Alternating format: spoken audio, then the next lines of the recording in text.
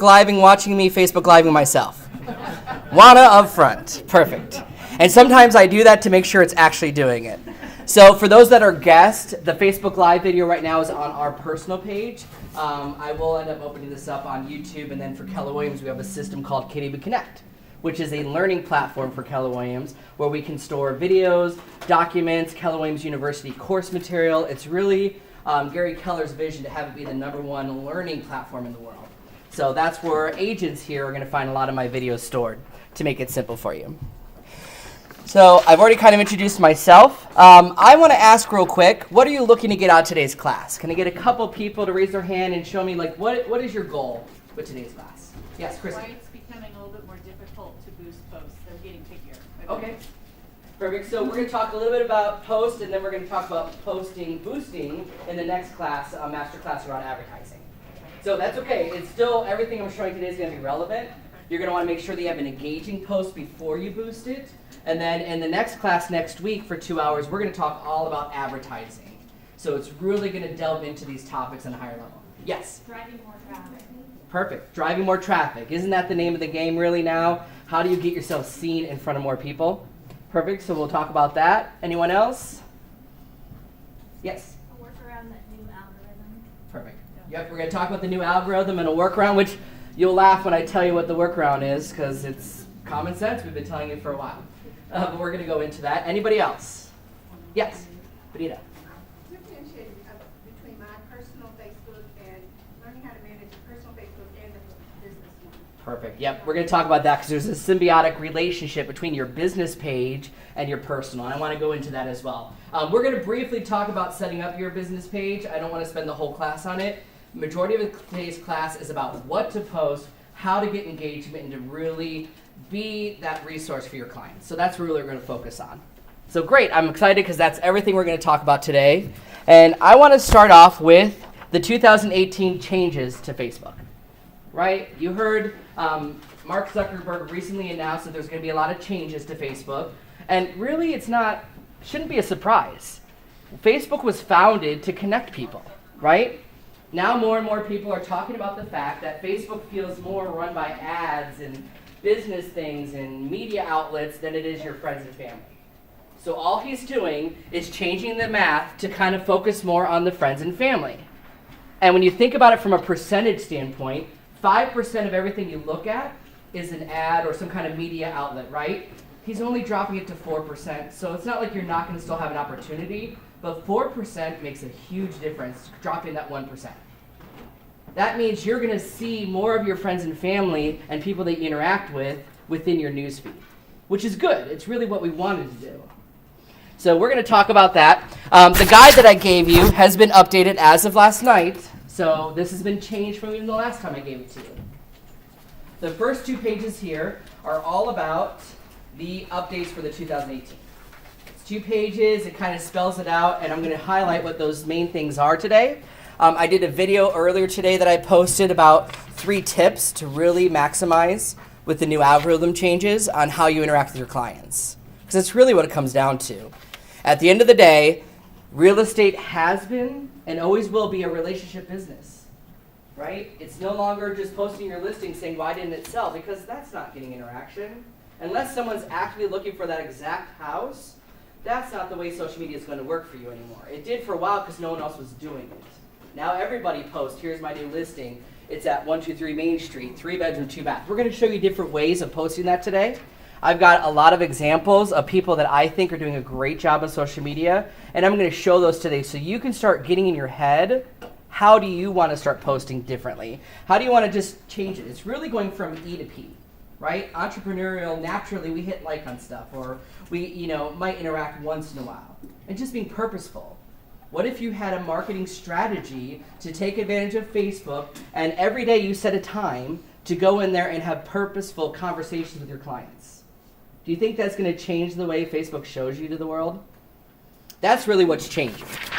So looking at my highlights here, I highlighted the fact that the family and friends is really what's changing. They want to see more of that. They want it to be more content so you have a better experience. That's what it's about.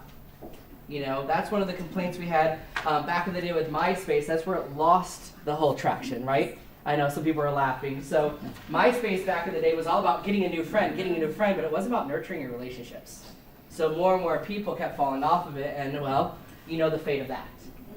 Facebook has been smart because over the years, don't they keep adapting? Don't they keep adding more features? And at the end of the day, really their game isn't a game. It's just to make sure you have everything you need on their platform. So you're not going to 60 other pages. You're not going to YouTube to watch a video because they have a library of video. Right? So we're going to highlight how that works. It's social media. Be social. If you just go on Facebook saying no one's liking anything and you're not liking any of their stuff or commenting to them, of course they're not going to see your stuff. You're not relevant to them because Facebook doesn't deem you having a relationship. So the old simplicity of it was if you give it a like on Facebook, Facebook will deem, okay, you like that post, I'll show you more of that person and more of that content. If you leave a comment, they kind of weigh the things the same. A like, a comment, and a share were all kind of deemed around the same point-wise of making it relevant to you. Well, that's going to change because do you think a like is a real interaction? No. No. I'm going to lose you if I hit like and you're one of 80 likes. So here's, if I hit like right now, it would show me you're one of 60 likes. And that person may see my name if I'm the first person they saw for a like. But most likely, no one clicks on a list of all the likes to see everyone. Right? That's what we're going to want to change. So I'm going to show you some strategies around that. It's also about interaction.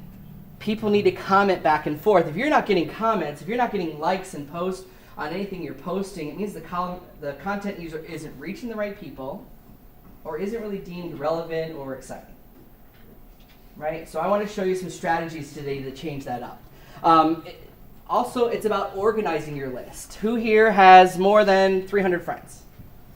Should be about everyone in this room. Who has more than 1,000?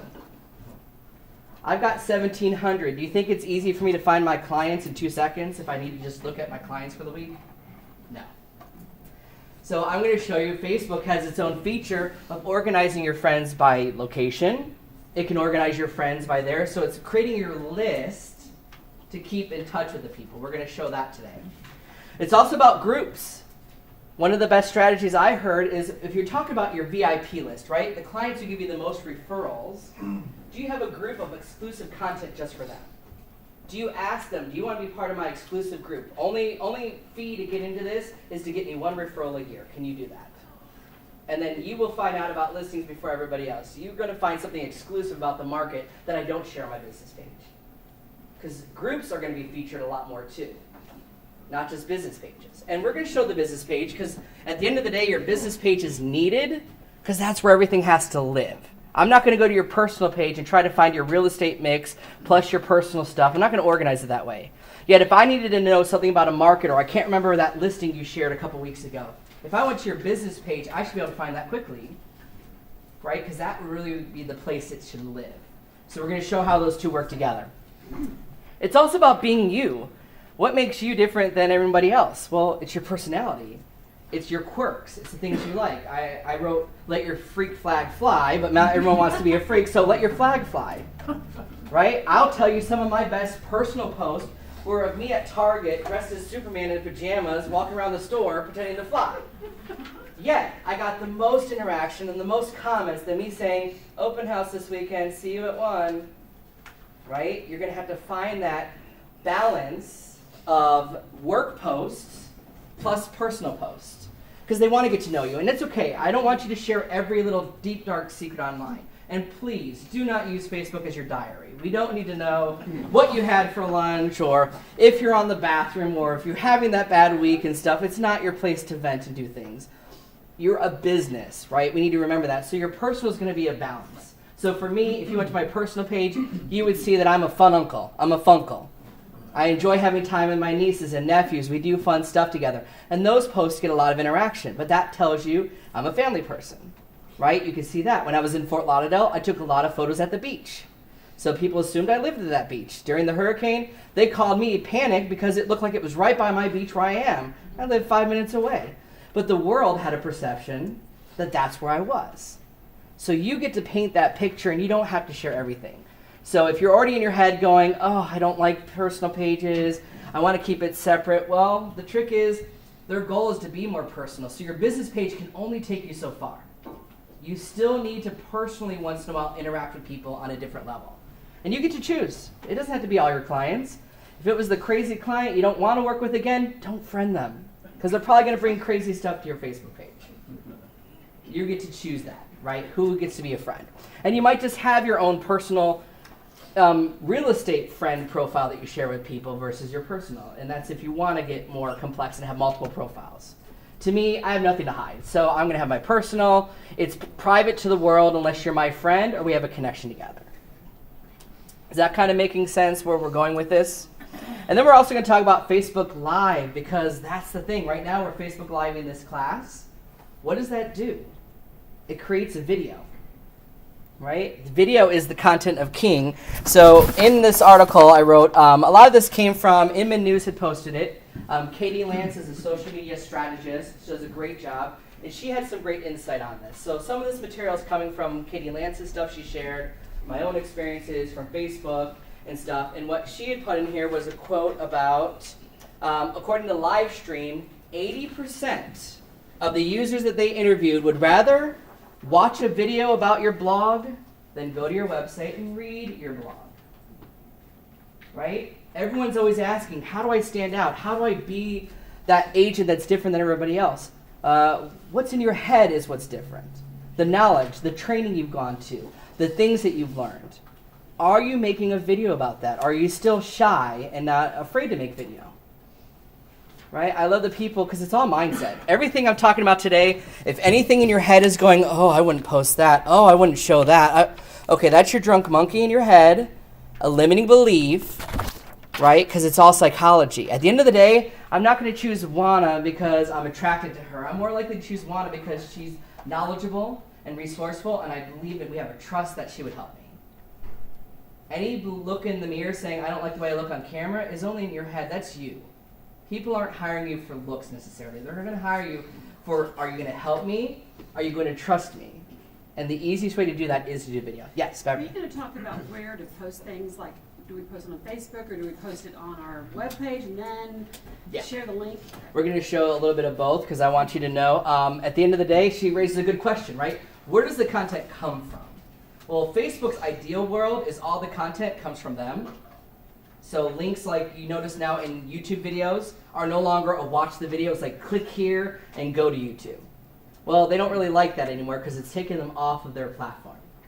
But Facebook will let you upload the video directly to them, and that will be a video that builds a library. So we're going to talk about some of those things and go into it, yeah. Well, too, I also meant too, I think sometimes you have to watch where you forward post from and everything, and you want to get the most bang for your post. If you're posting a video, should you post it on your own personal website first?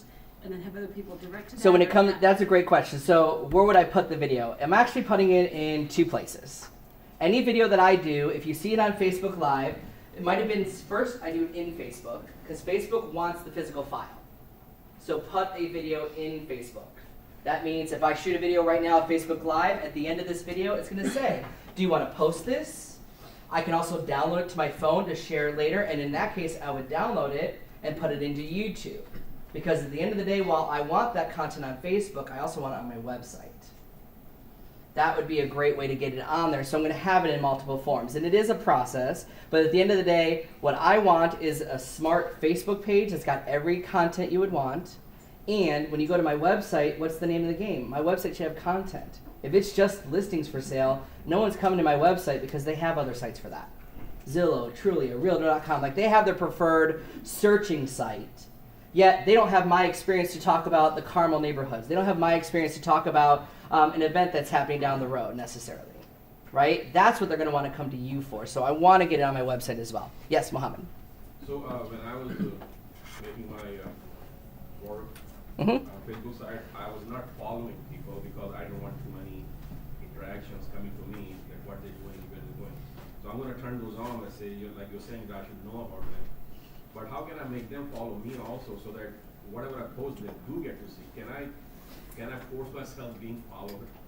Yeah, as far as following goes, you kind of can, but at the end of the day, you're only going to reach a certain number of your friends and family that actually want to follow you, right? I don't recommend everybody follows you, and we'll go into that more.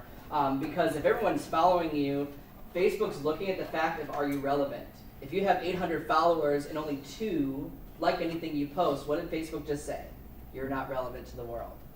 So don't add people if they're not going to support you. Now, if I'm going to get referrals from them, if it's an agent in another state or area who might want to know about what's happening, or like a referral partner, those kind of people I think are okay. But you would think to yourself, is this person going to have a vested interest in me before I let everybody follow it? And initially, when you're first setting up your page, you are going to invite your friends and family because that's the only way to start getting the word out. And if they don't like my page, but I have one, and I have an interaction with them, the next time I post something from my business page, they would see it even though they haven't liked it yet, and have an opportunity to follow me if they choose to. So there's a whole little psychology around it, and I'll show you that. So we're going to talk more about video, right? Because it's all about the interaction. Thank you for my Facebook Live still going. And I really want to go into all that stuff. So definitely take a look at this. I know it's a longer form. Trust me, the article's even longer. And if you read Mark Zuckerberg's post, it's very long. So let's start with some of the basics of this. All right, so here I am on Facebook, right? First thing I'll show you, I'm going to zoom in a little bit here. I want to show you, have you come to your friends? There is the friends list. Have you ever noticed the friends list? So you have friends, right? I have 1,700 friends. The reason I'm going to point to the friends list is one of the things we need to start working on is organizing our list to easily find people, right? If I have an open house in Carmel, am I really going to post it for somebody in Alaska? Do you think they're going to come to that? I might want to say, you know what, I'm going to limit that post to people in Indianapolis or someone nearby who might actually logically come to that open house. So the first thing is really being purposeful about it. You need to start organizing your list. So I challenge you today. Now, I didn't make these. They went ahead and did this by groups that I'm in, by locations that I have friends together. They started grouping people for me and made their own Facebook list. You already have a list, I guarantee you. If you go in and look at your friends list, you will already find some people broken up by who works for Keller Williams, right? What are people that you're connected to who maybe work for Apple, right? That's a job I've worked for. They'll look at your previous jobs if you put it in Facebook and start linking together anybody you're friends with. They're going to find commonality between you and the people on your list. What I advise you to do is create a list. So that way, when you start interacting with people, you can say, you know what, I'm going to do past clients, and then you could just type in whoever it is. So I've got Eric Jones is one of my past clients. I interact with him on a regular basis. Well, I can add him to this list. And the whole point of the list is for me to quickly find people that I want to keep in touch with instead of having to go through all 1,700 friends and try to remember who do I need to talk to today, what am I doing, right? Everything we teach you, not only for real estate but in the business world, is about how to systematically contact your database. So organize it that way. If you want to do, I'm going to have a friends list of all my A's for the day, then create groups of that. You'll know the groups that you want to talk to, or maybe it'll be your A group, your advocates, right? The people who are getting you the most referrals. Create a list for that. It's going to help you organize it so that if I created that one, when I want to be purposeful for the day, I can come down to my friends list and I can just look for the clients for the day and say, past clients, here they are. And then I'd be able to see anything that was posted here from them and comment to them. It allows me just to quickly find people. Does that make sense why you want to organize it in that way? Because if you don't, I'll tell you right now, you'll start with the intention of reaching out to one person a week, 2 a week, and then you're going to forget where you were. Halfway through the year, you're going to forget, did I talk to that person in a while or haven't I? Having it in a group list and organize it is going to help you. Yes? A single name can populate more than one list with this feature, right? Absolutely. You can put them in multiple lists. So I might have past clients, but then I might have my client list for 2016 or 2017. Like you can create as many lists as you want, but I would start you organizing it so when we start showing you how to interact with people, that you take advantage of that. Yes? Is this your business page or your personal? Right now I'm on my personal. If you're on your business page, there's a different one for followers. I'm going to go into that in a second, but I want to start with the 2018 changes, which is really being purposeful about communicating with your database. Right? We're going to show more of what to post and stuff. But does that make sense how you can organize it? Or how I can just target people in Fort Lauderdale saying, hey, anyone have an Indianapolis referral? Right? Couldn't I just target all those people and post to them only?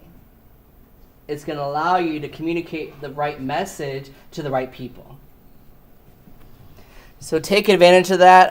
That's all I'm going to cover on it right now, but definitely go into your friends list and start organizing them. Thinking what groups would you want, no different than your database, right? What are your main groups in your database? Do you have a list for buyers, potential sellers? Is it a neighborhood, a farm that you're working on? Facebook really can be your leverage on those ends if you're connected with them on social media. You can't force everybody to be engaged, but do you think you can make more connections by communicating with them on a regular basis than mailing out $1,000 worth of mailers for 13 months hoping to get a hit? Versus if I was communicating with Juana and all of a sudden 3 months in I remember that Juana's posting this great listing down the street and I'm most likely to contact her because she's top of mind. And I'm going to ignore those flyers, right? Everyone's got that one or two people they're looking for real estate, and the only reason they choose someone off a sign or a flyer is because they haven't met you yet and don't know who to use. You can change that by being purposeful and communicate with them. So that's with creating your list. The other part of this on my main page, so I'll hit here, hope no one's posting anything crazy. So there's my brother with my niece. That gets interaction, but notice how the videos are auto-playing. Do you see why that would stop the scroll, right? That's the name of the game now. How do you stop the scroll? Notice how hardly anything is just text anymore. We've kind of talked about that in previous class. You don't just post a simple text message. Now they're even adding a little picture in the background to have a color. So 2 scrolls down, I've got right here, right? Happy birthday to my love, my wonderful husband, right? That stands out because it looks like a picture when all she did is type a few characters of text to make it graphical and stand out. So we're going to show you how to do those because you are going to have some kind of personal preference with the future of this. If I only have a business page and I never personally connect with my clients in any way, I can only reach so far, right? If the new algorithm is about your relationship with the people, how can I be a relationship if my brand page goes on there? That's like Gap commenting on something I posted saying, wow, Jay, that looks like fun at Target, and it was from Love Gap, right? Brands don't necessarily get that identity. The only one I've seen work is Wendy's on Twitter. Have you seen where Wendy's attacks everyone? Yeah. But doesn't that stand out? Doesn't mean you want Wendy's, but all of a sudden Wendy's is like, what can I get at McDonald's for $1? And they're like, nothing, or, silly. They're using the humor of it. Now that brand works. You're not likely to be that brand that's humorous and funny, right? You got to bring the personal element to it. That's associated with your brand. So we're going to go into that here, but I just want you to see some examples. Do you ever scroll through and get ideas of these? Right? There was one for my sister. There's another friend. I love these day in reviews. Have you seen where these come up, where they're telling you a post from the past? I love when that comes up because we're more likely to reshare it, and I like that it remembers to remind me of a great experience or a reason why I posted something. Are you taking advantage of those kind of posts?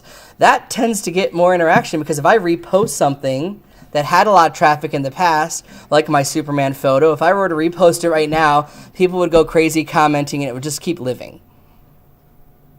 So think about your personal side of it. Be strategic about it. If I wouldn't recommend politics or religious reviews, be cautious, right? At the end of the day, you represent a brand, so anything that's racist or violates the ethics code for your license is going to put you in jeopardy. Because you are a real estate professional, and we're all realtors in this room. So the realtor, you have the fair housing.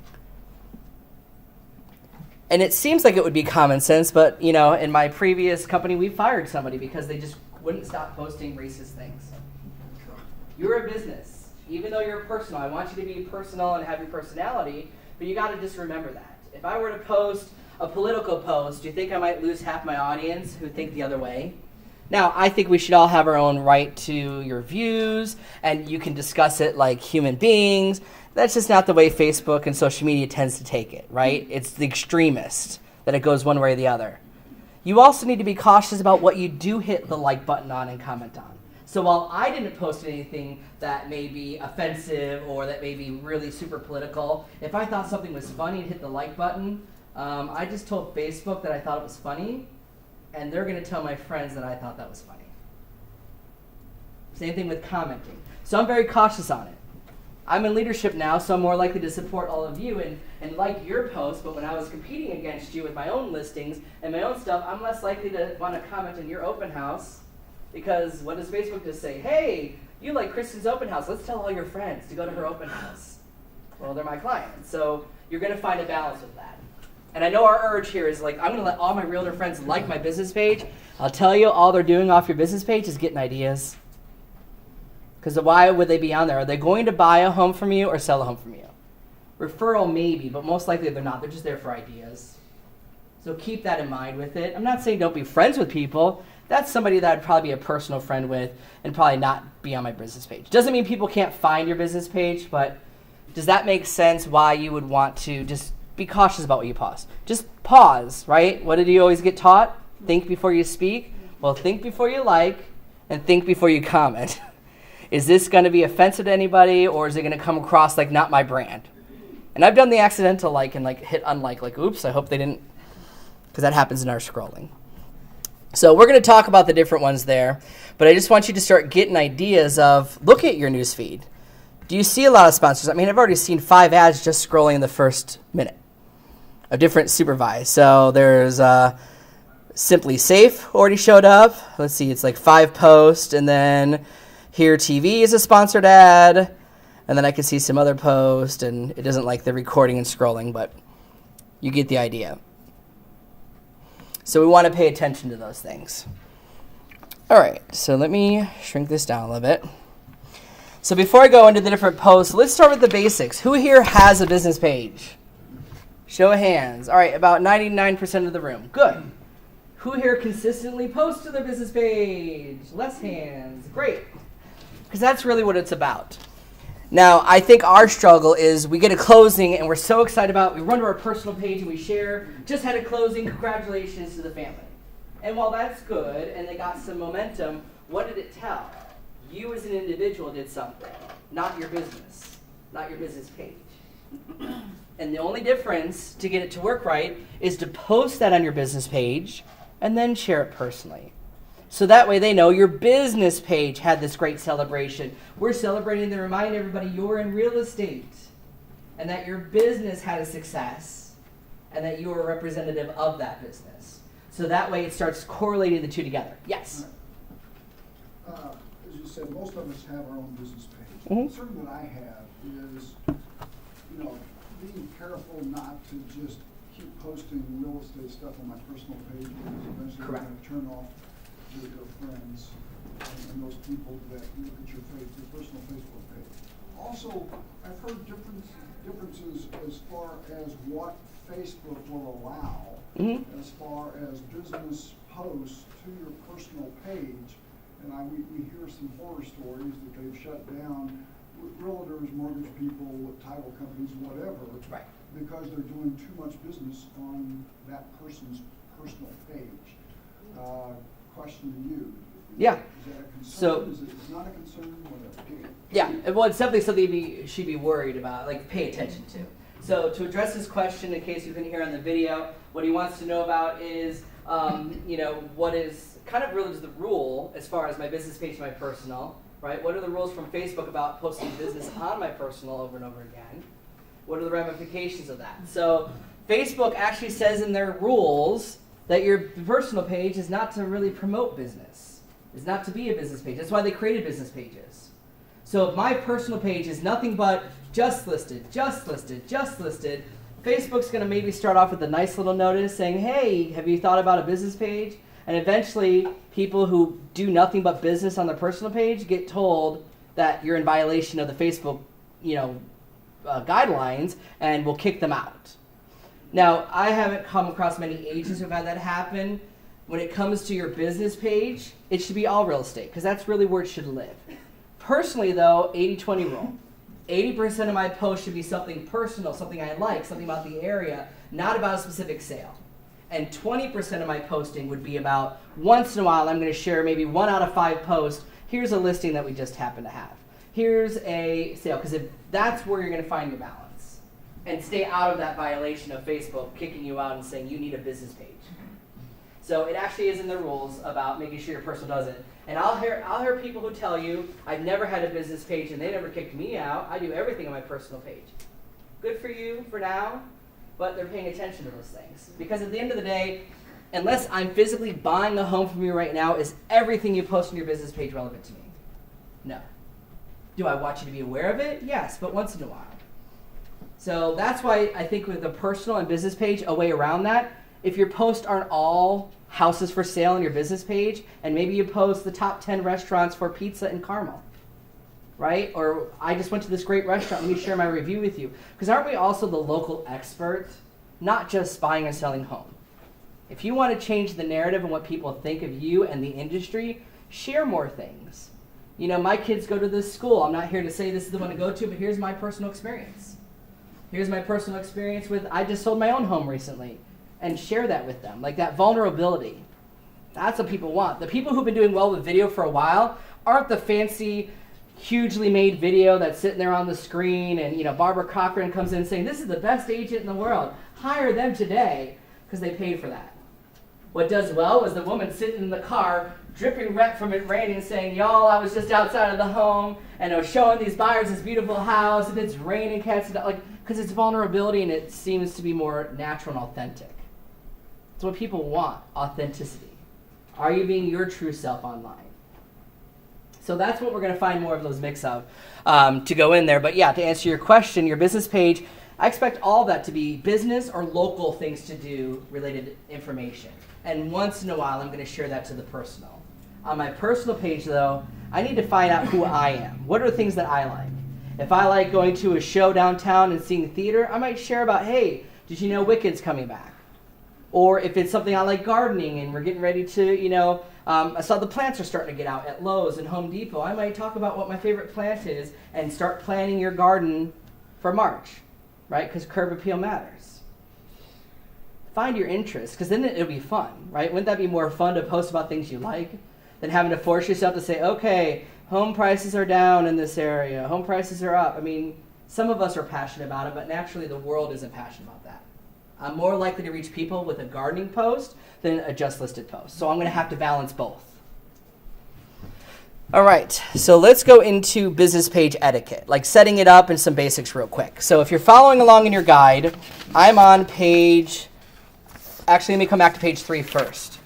Page 3 is why Facebook. Do you still have a question about why Facebook?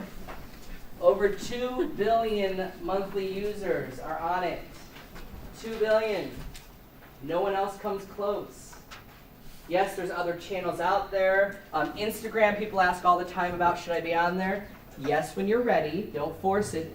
Instagram's owned by Facebook. So do you think Facebook has a vested interest in both products? Yes.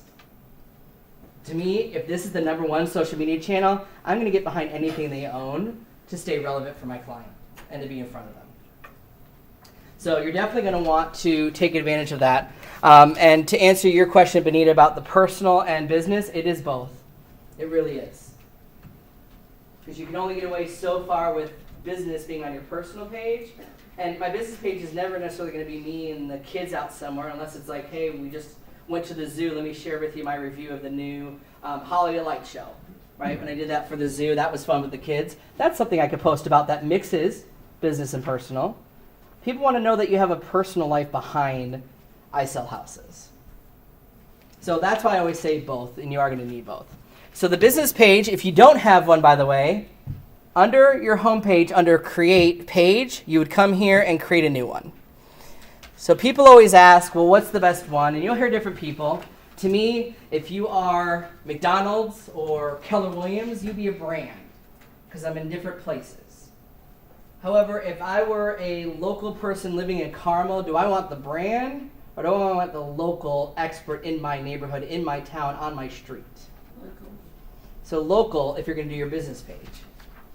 Now, a way that you can maximize this is look around and see if there's a community page. If you want to really take Facebook to the next level and think outside your business page, do you have a community page for we love this neighborhood? Right? And I would search first to see if one exists. There's services like Nextdoor that can tell you here's people coming together and sharing stuff.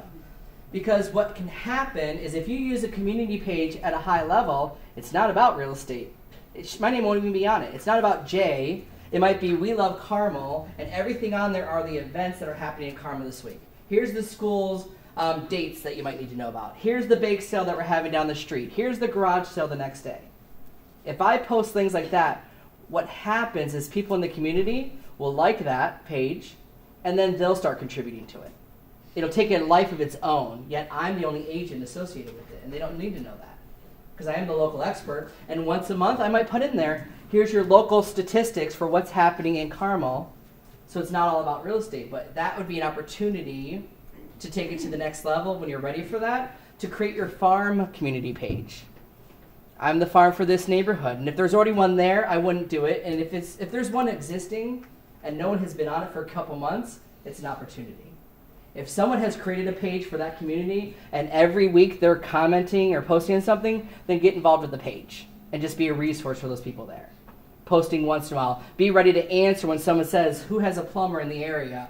What fencing company did you use? Because that's the kind of stuff more likely to happen on a community page. Does that make sense, the two different styles you can do? Yes, Lisa. So if it hasn't been active activity, how do you get it out there? I just do another page that's different. So if it was we love this neighborhood, I might do something else, like just call it a different name. I'd create my own page. But how do you get it out there, I guess? You do start off with people that you know and like, and then you can run ads to boost it to people in those areas. Most people nowadays, when they move to a neighborhood, are going to look here first before Google and search to see if there's a community page or information. Hasn't Facebook kind of become your one place? I find out my news from here most likely. I find out local things happening in the area because I like the city of Indianapolis or the local theater stuff to tell me what things are coming. As consumers, that's how most people have gotten used to it. So that would be a way, is first off having the name. So if I look for my community, ooh, there's a page. Oh, and they're posting things recently. Yes, I'm excited to get involved. People want that sense of community. We're on Facebook to be connected. Yes. So let's say I have 4 farms. Okay. Can I duplicate the same information like the 4 farms in Carmel, and can I duplicate that information on all 4 so I'm not As doing long double as- the work? Yeah. What's the best practices on that if I want to go down that road? Yeah, as long as you make sure then it might be Carmel, but maybe I have the separate neighborhoods. So I might have a separate page. That's okay. Maybe once a month, all those pages are going to get the same post from me that here's the one because I'm in different people are in each group. So not everyone's going to see the same message. I'm not likely to be a person of this community down the street and the one across the street if I don't live there. So yes, that's something that I would do to systemize it and simplify what you're posting and just do a monthly update for that area. And then if you want to take it farther, you can leave a comment about here's what's happening in your neighborhood or email me for the local sales on your street to take it farther. So local business, I'll go ahead and do one of those. And then you put in your information, right? Your page name should be you. So it won't be Keller Williams because that's the brand. It would be J. Cermak with Keller Williams or J. Cermak Realtor with Keller Williams or whatever company you're with Remax, whatever it is, right? It should be your name. Or if you're a team, like in South Florida, I created the J Team. So I was the J Team Fort Lauderdale, so people knew where the area was and knew it was the J Team. And then my logos and my branding all went with it. I'll show you what that one looks like. It's kind of abandoned it, so I've delayed on how I've been updating it, but it exists. So that's the answer I can't answer for you. You are allowed to change your name, not like 100 times, but you can change it in the future, and then you'll change your username. So this guide kind of talks about that. If you're watching this video, you can email me for the guide, and I will send it to you. Look for the comments. I'll put my email address in there. So the second page is what does that setup look like? So I'll go to one of my 2 pages here. I have one I started, J Local Realtor, that's fine. Okay. So this is kind of what the screen looks like when you are first setting up an account. Your main important things, by the way, cover photo and your profile photo or video. This is the most important graphic, your number one thing you must have, because every time you leave a comment, every time you post something, what is in the upper left-hand corner of that post? Your profile picture or brand. So I'll show you what mine looks like here in a second, and then a cover photo is a billboard. It's literally, if I go to your business page, what does the billboard say? It shouldn't just be a picture of a house because it doesn't tell me anything. Oh, it's a house. Is it an advertisement? What would your billboard say on the side of the highway if I'm driving by? Find out what your home is worth. Call me today. Visit this website. Email me. Right? There should be a call to action in here, and I've got some examples of people who've done that. Those are the first 2 important ones. So I'll show you the J-Team one. This is my Fort Lauderdale page. Ba-ba-bum. Okay. See? Logo, do you think that stands out? If anything, all I want you to get out of this graphic ever was the letter J. That's what I can get you to walk away with. People knew that. It was a brand that people recognized. And then my billboard, now it doesn't have a call to action, but it does have my information in there and a beautiful photo that I bought to show the background of Fort Lauderdale. Right? Have you looked at your page recently? Have you not updated it in a couple years? Everyone goes through rebranding. How many versions of the Coca-Cola logo are there? How many versions of Pepsi? Every once in a while we do a revamp, a modernization by the new color scheme or fonts or some kind of change. If you haven't updated it in the last 2 years, now's the time to rebrand it with a fresh look. Yes? Should it be the same across Facebook, your webpage? I mean, do you want to have... It should have a similar that? look. Okay. So this photo you'll find is on my website. So people come there, they should notice the one. My Fort Lauderdale business cards have this same look, actually, so it matches that. If your branding is, I have a black card and white text and my photo's on it, then somewhere in here I should have black text and black bar and white text, so it should coordinate. Right? Think about it. When you look at those marketing suites, what do? My business page matches my business card, matches my letterhead. Everything should have a uniform look. It doesn't need to be exactly the same, but there should be the same imagery and coloring on all those systems. And please make the photo different than your personal page. I had a girl who set up her business page and personal page and kept getting confused which one she was on because it was the same photo for both. Make it different. I want to show you real quick, though. I did it differently for my business, my training page. My training page is differently, and I'll see if you can notice why it's different. Video. Ah, good catch. Does that stand out more than just me standing here going, cheese? It's cheesy. You get 7 seconds of a video clip to do there as your profile. Have you thought about a video, something that stands out? So when I post, what's funny is my post will actually even do that movement too. Do you think that would catch your eye as you're scrolling? So whatever your picture is, that's what it shows up on the miniature? Yeah, that's the miniature. Whatever's here is what's going to show up as the miniature when I post and when I comment on things. So it is important to do something with it, have fun with it. That stands out. Actually, this is at my Fort Lauderdale office, but don't we have those same little backgrounds here and the coloring and the suit and everything? It works. So that was for my personal training business page. That's different than my one. You might have multiple. I know some people who have their big team page, and then they might have their own version of their team page so that they can get some clients and their own brand awareness. You'll have to choose that. And notice my banner just kind of says more about who I am. I'm a realtor, a trainer, leader, and national speaker. I speak nationally at a conference every year on mobile technology and bringing technology to the real estate industry. Some of you may or may not have known that, so the billboard tells you that. Does that make sense why you'd want to do one? And the newest thing that I want to work on next is they've also made this a video now.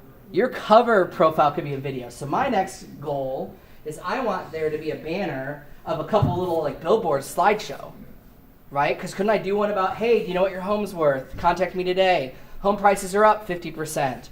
Get a free consultation schedule your buyer's consultation today. So that's my next thing to figure out for you, and I'll share it with you when I figure out how to do it. But this is also going to be a video so that if someone came to your page, now they're not going to see this as often as they see this, my main image, yet I want them to go to my business page and they should easily figure something out about me quickly. You see how that could be your billboard? So the tip I gave you in here, if you've never used it before, a website that I use for all these kind of designs is canva.com, canva.com. You will find lots of graphics and articles here. So what I love about Canva is it's basically Photoshop online for free or next to nothing. I can use my own images. I can put them in here. And look, they already have a Facebook cover design template that I can choose. And then I can choose one of their templates or make my own. And if there's a template that I like that isn't free, see how these ones are free, or you can kind of see. There's also ones that have a dollar sign to it. If I chose this one for whatever reason, then it might cost me $1 to use it. And they have clip art in here. If I didn't want that photo of them, I can just search for house. And I can find a house graphic that I want to use. Since it's snowing out, maybe I want to use a snow photo like this. And then I would pay $1 to use that graphic So for a couple bucks, you can design your own thing, and if you use their templates, or create your own. I like the creativity of it, so I usually create my own and just put my own. Because isn't this really just a layer? The background is my area. In front of that is my picture. In front of that, some text about who I am and what I do. That call to action. So this is a great tool if you haven't used it. There's a mobile app version for it as well. And what I love is it saves all my upload photos. You'll find some of your photos are in here. So it saves my library of images I might use over and over again, like our logo, or for Keller Williams Young Professional, right? There's Mary, there's Beverly. I might use different logos I use over and over again. Like if I wanted the Indianapolis logo in there, I have it now over and over again to throw into something. That's what I like, is that it stores it, and I can come back to my project at any time. So I'll do a full class or a training video just on Canva itself. I did my business cards in here. I mean, this was a custom design for a card I was going to do, right? Great photo. There's me, some information. This is going to be another version of a business card, like a postcard I was going to do. It's easy to use, and then once you're done, you would save it and just put it on your website. So this one was done on Canva, and so is my Fort Lauderdale page. If you're not sure about the dimensions, because that always comes up, page 8 and 9 of your guide are the new 2018 dimensions for everything. They speak in what they call pixels. So that means how wide by how high and the number of pixels. Canva will let you type in those numbers if it's not correct. So that's going to help you understand what to use. To me, graphically and video-wise, those are the two most important things you can do to your business page right now. And if you haven't updated it in a while, or you're still rocking a different photo, change it. My photo here has no background to it. So I can put myself in front of the Indianapolis downtown, or put myself in front of Carmel downtown, or put myself in front of somewhere else. Consider that. That's a minor change. It's still my picture, but maybe my background changes. Maybe my background changes by seasonality. Here's my winter photo of myself. Here's my Christmas photo with a little silly hat on it. Because don't we do that for our personal? Yeah. So where do you get a photo with no background? So the photo in the backgrounds, you can get them from here, or I have purchased them from Shutterstock, is a great site. There's a couple other ones that you can buy. That's a good point. Please don't steal photos.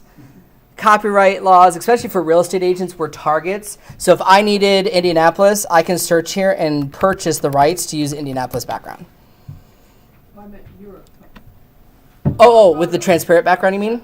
So I actually used an app on my phone called, what is it called? Magic. It's got a unique name. I use Magic Eraser. Magic Eraser is an app that will actually let you choose your photo and remove your background. I got an ad I gotta get rid of. So that would be something that I could do. It's literally like coloring. I can color the background away and say I don't want this anymore. So I've used that to remove the background from a photo. So let's see, let's just say it was my nephew on his iPad.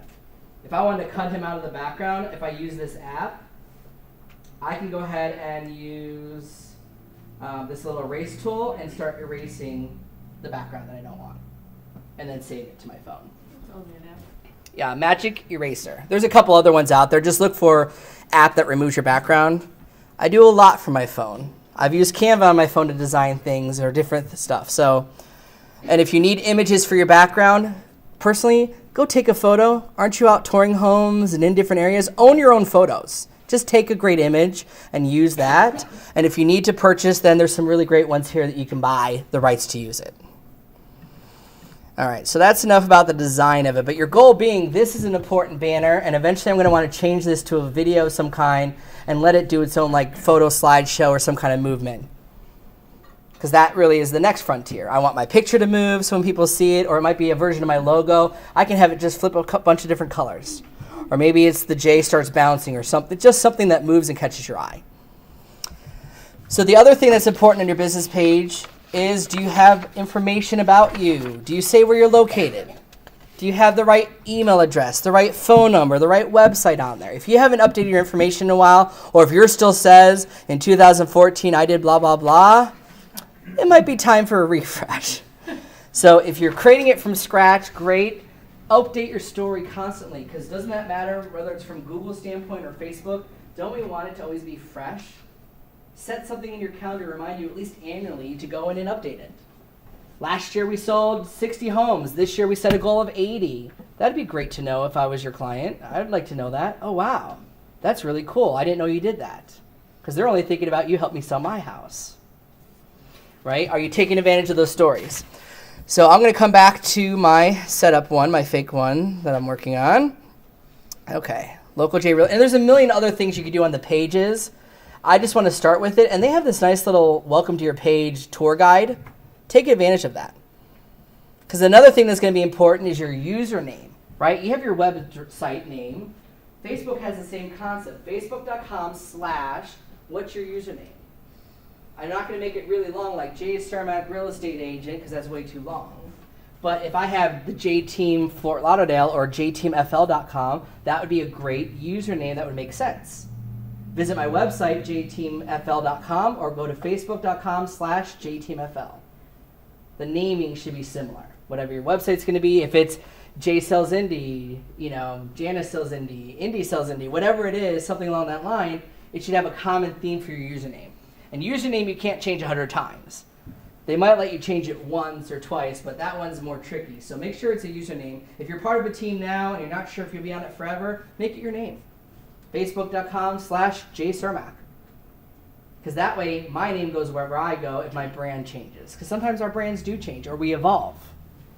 So if you're not sure what to put down, use your username.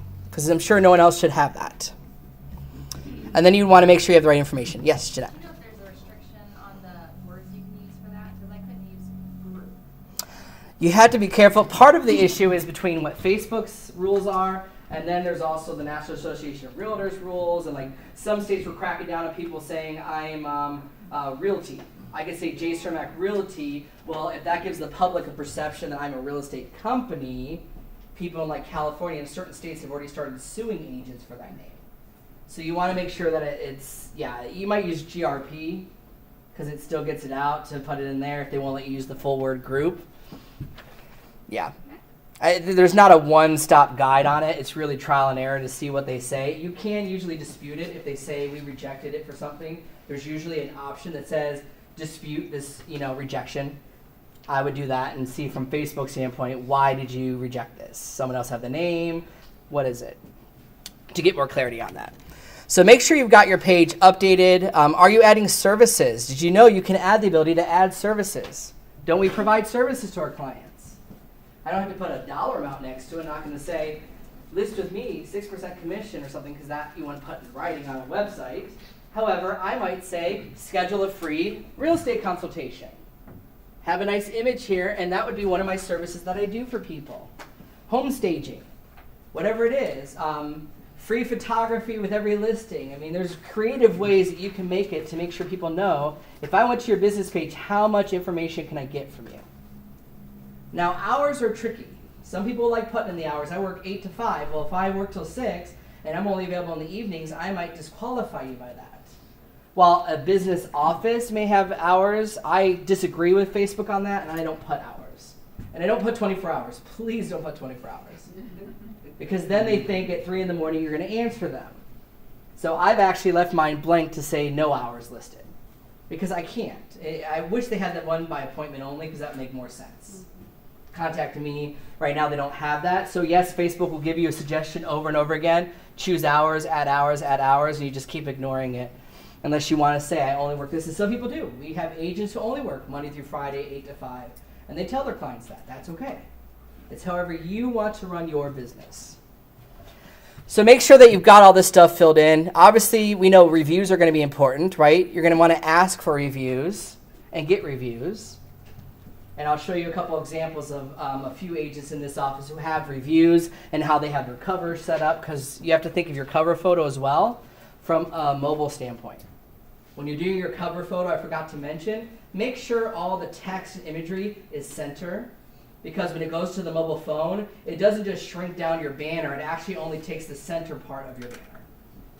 So make sure, and I'll show you the examples of that here in a second. Shop, we don't really have products to sell. This is where you could add. Some people started using the shop feature on Facebook to put listings. You could do that. I've got a home for sale, $130,000 in here. Some people are starting to use the shop feature here, like Craigslist. right? Craigslist is a big place. We were posting a lot of stuff. Facebook has their own shop. If you haven't been on there in a while, I bought some stuff from there. It's like garage sale items. People sell cars on there now. Remember, what's Facebook's goal? Stay in Facebook. So if I can search for homes in there, if I can search for cars in there, I don't need to go out somewhere else. I can message someone individually about that house and get information from my Facebook page. I mean, they're really wanting to keep you in there. So I would explore these and start posting different things. Offers. This is one that you can do an offer. Like Adam in Indianapolis is doing an offer right now with, I'll include the home warranty in every listing. Right? It's a basically free home warranty with every listing, and then that goes to the buyer, and that's not a huge value, yet that's in there. Wouldn't that be an offer that you can put here? Right? Or I'll do a $1,000 donation on every one of my listings to the charity of my choice. You could take advantage of that. So go through these, right? Events. Do you do your open houses as an event? Your client appreciation as an event? Do you create an event and allow people to comment and like and come to it? Your garage sale that you're going to host for it. Take advantage of the events. Right? And then about is going to be important because about's where you're going to say who you are. This is where they find you. Your story is important. What is your story? What's your why? What makes you, Emily, different than why? Right? That's one thing I want to know. What's your elevator's pitch to me? That's the kind of stuff that you need to have on here. So if I were to go and learn more about you, Facebook business page should tell me most things that I need to know, and your posts are where I'm going to see how intelligent you are, what information you want to share with me, right? Your knowledge level, your experience. How are we feeling with this so far? Are we getting a lot of good value? We're at that kind of hour mark. I just want to pause. Like, do we have any ahas so far that people are really starting to click with you? Don't make me pick on you. Come on, Todd. What's an aha that you've gotten so far from what we talked about? Really just more of the basics of probably posting as your business and then reposting personally for. Yeah. Actually, I didn't know Facebook would not allow you to only post business type of stuff. Right. That's a good one. So his was posting from your business page to your personal, like tying the two together. Because it's a great way to maximize your exposure. And I'm going to show you that. We're going to do a post and show you why that is different. Anyone else got a big aha? Yeah, Jordan. Yeah, I was going to say, I feel like a lot of this stuff, I was like, oh, the people who do this have mega teams with like millennial admins that are doing it for them. But you are a millennial, you know, right? So says the millennial. Maybe I'm wrong, but anyway, a lot of this stuff you can do yourself. Like, anyone can just turn your phone on video selfie mode and put it on Facebook, and you can add closed captioning, and that'll set you apart from 90% of the images on the market right now. It's simple. It's just not easy. The only thing that's different is you got to be strategic about it. What I hear a lot of people saying is, can I hire those companies to do the marketing for me? And that's what Facebook is saying, is that's what's going to hurt you, right? If I don't understand your brand and I don't write your post as you would, and I run into Emily and she goes, what post? I don't remember posting about that. Did I just lose credibility with them, right? They want the authenticity. Now, it doesn't mean there's not a marketing company that could understand that, or you can say, here's what I want you to do, yet more and more, it's getting back to you got to just do some of this. And you really don't have to spend a lot of time. If it's once a week for 30 minutes, spend 30 minutes once a week. Twice a week, but you got to do it consistently. If I do it once a year, I'm never going to get anywhere. But if I do it at least once a week or once a month or systemize, I'll talk to them every quarter, whatever it is for you, that's really going to help and come into play. But it is easy. I laughed when I heard this big announcement and saw all the article headlines freaking out, going, oh my gosh, the change, algorithms changing. What are we going to do now? Facebook's ruined. And it's like, actually, all it is going back to what we've been telling you for years. You got to interact with people because that's where the money is made. That's where it's made in real estate, right? By referrals, or I'm paying a lot of money to get that person I've never met before. Yet, am I more likely to get a person from Facebook who I never met before if my business page has a lot of great content on it than coming to my business page on Facebook and I post once every 6 years? Right? It's just a system. And that's what I want to help you do, is systemize it. Yes, Jordan. Can I ask a question on, well, I guess I should just ask the question. So, for reviews, do you have any advice one way or the other on if we should do Google review or Zillow review or Facebook review or all of them together? You don't make your clients do all of them for reviews. That's the first thing. Okay. But you are needing a balance. You are going to need some reviews on Facebook. You're going to need some reviews on Zillow. Right now, the public deems Zillow reviews stronger because Zillow goes through such an intense process to verify it was a real review, right? Facebook doesn't do any of that. It's just, I can leave a review right now, give you 5 stars, or leave a comment. Some of my reviews, by the way, character references. I've got some relatives who wrote on there, hey, 5 stars, Jay is super knowledgeable, he's always been helpful. Didn't say I was their agent, they gave a character reference. Right, well, and hey, that's work too. I had an agent who had a ridiculous Zillow review from his mother. It was the funniest thing ever. Like, she shared some random story about giving a frog mouth to mouth or resuscitate. It was the craziest thing you'd ever imagine on Zillow. And guess what? I made him post it on Facebook, love mom, tag her in it, and it went viral like crazy because it was the funniest thing you've ever read on a Zillow review. And Zillow let it go through.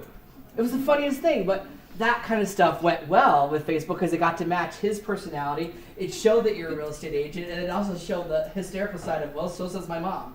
I've seen agents who do that, right? I set that up with my trainer extraordinaire, so says I. Some people said, #1 agent in Indianapolis, so says my mom, in small captions, right? Somebody thinks you're #1. Why not tell that? But yeah, that's a good point there. So you're going to want to find the balance of it. Make sure all your information is correct, right? Is the email address going where it needs to? Has your website name changed? That's all going to matter because it's about making sure the information on your website is real. Does that make sense? And why you'd want to make sure it's updated. To me, that's your first exercise this week. Is my business page updated? Do I have things on my personal that are outdated? Right? Does my business page celebrate milestones? Because you can add those things as well. You can add team members. So teams in here, if you can add team members, so I'll zoom in so you can read this. You can add yourself as a team member and have more people on here so they'll show up as a team member of your team. You now can link the two together. Now, don't add a team member if their personal page is full of drunken photos. Make sure you looked at that, right? Do you have a social media policy for your team? Because at the end of the day, well, yes, right now we're all representing Keller Williams if you work here. Is it possible that on your team that maybe you are representing, not the best light? And your team's going to get in trouble for that and say, hey, I'm glad that you had a great time tailgating and stuff, but I'm not sure those puking photos were what to post online. Right? Yeah, it wasn't your post, Emily. So that's the kind of stuff that you can use. Yes? I'm having trouble finding some teams because we already have an established. Perfect. So let me go to my established page and I'll show you where they are. They're in a weird spot. This was just what the sample one was. Some of your business pages might be different. So I'll come to my J-Team one. And some of these things may not be exactly the same over here, or you might be missing some. If you need to update yourself under About, it's here, and then Edit Page Information is where you update your information. Right? They have a new way of telling your story now, where you can add an image to it. If this is not everything you want on it, like all those tabs aren't there, that's the same. I learned it was under Settings, and then Settings has different page type, like templates you can have. So it might be under Post. Let's see where it is. I think it's here under General Page. I think it's towards the bottom. Page veneration. One of these options here is going to be like what type of page template, and that chooses the tabs that go on there, and you can add more tabs. So I would explore the settings there, and you'll probably find the different templates to show all the items. So some of it's there, it may not. I would just take advantage of whatever template you have and make sure that this has the right information, right? Is my services here if I have that field? If I don't, you just need to change your template. We can look at it after class and take a look at it there. Because there's a lot of stuff to cover even inside this. I just want you to know the basics to make sure, is it set up and have you updated it recently? And that the two main important images are your cover, like the little photo here, and your cover photo. Okay, so I want to go into some posting, and before I do, let me show you some of the samples I have. So I already pulled up some samples. I want to show you Kurt's sample first, and the reason I pulled it up this way is this is on his mobile page, right? I'm in the phone looking at this. So notice how he's center with the call to action. Have a home you'd like to view? Call Kurt, and here's my number. Call to action. He's front and center. If I look at the full photo, he's in the center of it, and the picture goes out farther. So if you're not paying attention to mobily how your business page looks, you're missing out. Because where are most people on Facebook? phone. So if you haven't looked at pull up your page on your phone. See what might be off. Maybe you need to redo your graphic and move yourself in a little bit more. Maybe you need to make your font a little bit larger. For him, I might make the text just a little bit larger and fill that box in more so I can see it easier. What do most of us complain if we don't have a large phone? I can't read that. The font's too small. Make sure whatever you have is mobile responsive, especially on a Facebook standpoint. So they'll look for that, right? He's got his graphic there, which if you look close, that makes sense. I like his graphic. The black background matches. If you've seen his business cards, they're square, and then it's got the logo and stuff. So I can recognize from his business card, this is the right Facebook page I want to be on. So I like that he had a good one there on his business page. I also like Kurt's because he clearly said what he is, the Kurt Allen Group, Indianapolis Real Estate. Now I don't know if the rules allow him to have the word real estate in there because it doesn't say realty. Real estate may be okay. And then he's got 4.7 stars review. I'm already liking and following him. This is what someone will see at a quick glance here. That's why reviews are important, and that's why these two images and your name is the most important. Because that's what I'm going to see. That's your first impression. And that's his business page. That's his business page. Correct. So I like that one for him, and we've also got Dustin in here as another business page example I want to show. So Dustin's kind of got the same thing. Now Dustin needs a new photo. Because he doesn't look like that anymore. He's got more facial hair and he looks a little different. And he keeps saying, I need a new photo. If Dustin walked into me, I'd be like, who's this little kid in the picture? But doesn't his banner almost fit? See, it needs to be moved over a little bit, but it's a business card. He used that, it's just a business card. That's fine. Makes sense. It's got his name, real estate team, his number, real people, real results, real estate. Please don't steal his taglines. So that worked to say, okay, I see that. He's got 5 stars, yet he says always open. I can't wait to call him at 3 a.m. and say, you're always open, man. Why didn't you answer? Right? So does that make sense to make sure you go in there mobily too to make sure it looks right? The graphic fits. You need it to do what it needs to. You might have to play around with your banner to make sure whatever you want that's main and important is centered in the graphic. All right, so those are some good examples. Let's look here. I've got some other good ones. So let's talk about what things to post. Now, this is a great post, and he's in the room. I love this post. Now, Jordan posted this on his personal page. Read this, though. School isn't the only thing closing these days. This Thorntown home is closed. If you feel frozen about making the decision to move or not, give me a call and I'll melt your worries away. Hashtag moving with Moody. Now, what I love about this is he had fun with this. So Facebook has the option to add stickers. Is that what you did? So fun fact, I hired a millennial admin to do that for me, so Kate Emmer is the one who actually put Yay!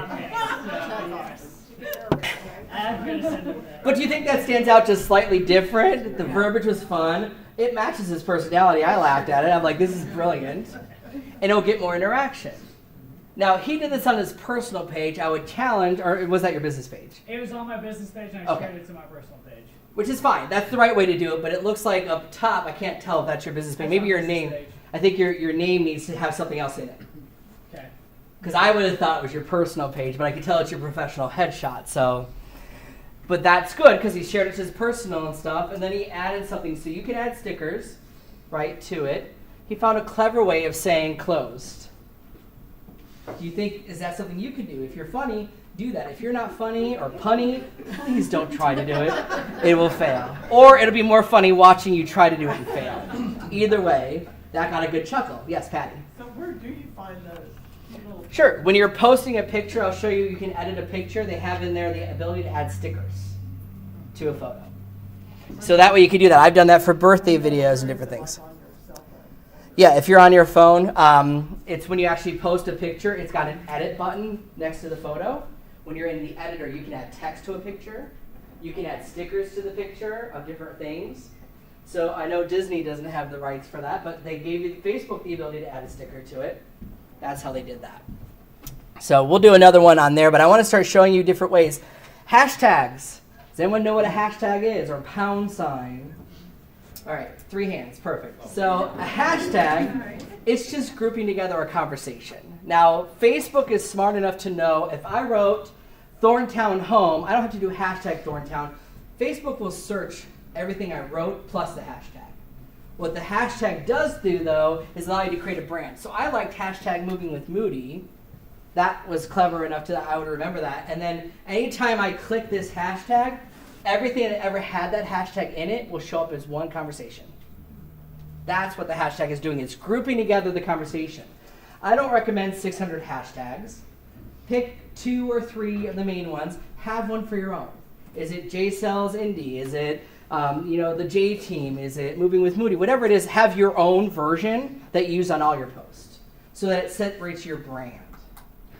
Then you can have one about the area, about the topic. If it's open house, hashtag open house. If it's just sold, hashtag just sold. If it's caramel, then hashtag caramel. Like, I'd make sure it's local and change those up. And if you've ever seen a post of nothing but hashtags, that's a nightmare to read. Don't do too extreme. So this is a really good one. Yes? If you're a random person, you click on the hashtag that says open house, is that going to pull up? Anyone else who wrote open house, right? Everything that has the word open house in it or hashtag open house, yes. Should the hashtag always be at the end as opposed to the beginning? What's the difference? Correct. I like doing them at the end because that would be kind of the call to action. And that brings up another good point. Please don't write a novel. If I have to click the ... to see your message, I'm most likely not going to click it. So your most important information is up top. For whatever reason, some post, this one didn't do that ... But sometimes even this long one will. It depends on the post. So it's like they do it randomly. I always want to make sure the thing's important there. One thing I would do in this one that's different is I would just break the text up into 2 sentences. Give your eyes a little bit of break, because this almost, if I didn't see the snowman here, I wouldn't have read it. The snowman made me go, okay, what is this saying? What was the tie-in? And that's when I noticed the Olaf and the Frozen theme to it. Right? So you're going to want to have your eyes break up your text and keep it shorter. It's not going to be a novel. If you want to write a novel, have them go to your website and read your blog. If you want to write something that's short and sweet, that's what they're really reading into. Because remember, we're stopping the scroll fast. And I don't know about you, but I see that long paragraph, and every time I go, oh crap, skip. All right, so this is a really good one. Tara Carter is a good friend of mine. I love this post only because it's an open house. First off, does she have a lot of images? 10 plus images. Does that visually already give me a quicker view of that house than just one picture or a whole video? Sometimes that stands out. I loved her use of the emojis. Do you do that? Do you add emojis to your list? She did a little siren next to the open house till 6 p.m. She used a bed for bedrooms, a bath for bathrooms, and a little angle here for the square foot. Visually, did that just kind of make your eye draw to it because it had a bunch of those icons in there? Mm-hmm. Yes. Have you thought about adding something like that to it? Fire sale, price reduced. Use the down finger, something that gets it going. That's another way that you can enhance what you're posting. And this one she did, and I love, she tags people in it. Not only was this a great post, this is a friend of hers who renovated the house. So she said, my fabulous friend Tom Carl, she tagged him because it's black, meaning the bold. So he's tagged in it, and she tagged a bunch of other people up there and checked into the location. So if I searched Riverland, Florida, I'd find her post because she's in the location. If I search, now all of Tom's friends might see it, and all of James's friends might see the post. How do you do that? How do you tag them in there? No, the location. Perfect. I'll show you. We'll do a post there so you can see that. So when you're doing your post, and business page is slightly different. So sometimes they have this lovely little, what do you want to do? It's to give you ideas. So advise those if you want to learn how to advertise, create an offer, start a live video. They have them there. But on your business page, a post is just like you posting normally. So the icons here, oh, come on. Doesn't like zooming. The icons here, if I'm adding an image, I can add the picture there. All right, I got to keep it small. So this is my icon to add an image or video. Right? This icon to the next of it is, what are you doing and feeling? That's your ability to add an emotion. Are you celebrating a closing? Right? Are you thinking about buyers because home interest rates are up or interest rates are down? right? You can use an emotion if you want to with it. If you're not a person that uses emoticons or anything like that, then don't use the emotion because it will get cartoonish in there. The one next to it is where you actually do the check-in. So this is where you check into location. Always recommend you check into a location. If it's real estate specific and not about an area or a place, always check into your business. So I would be checking into the J Team Fort Lauderdale, and it would eventually keep adding up to say 463 people have signed in to my page.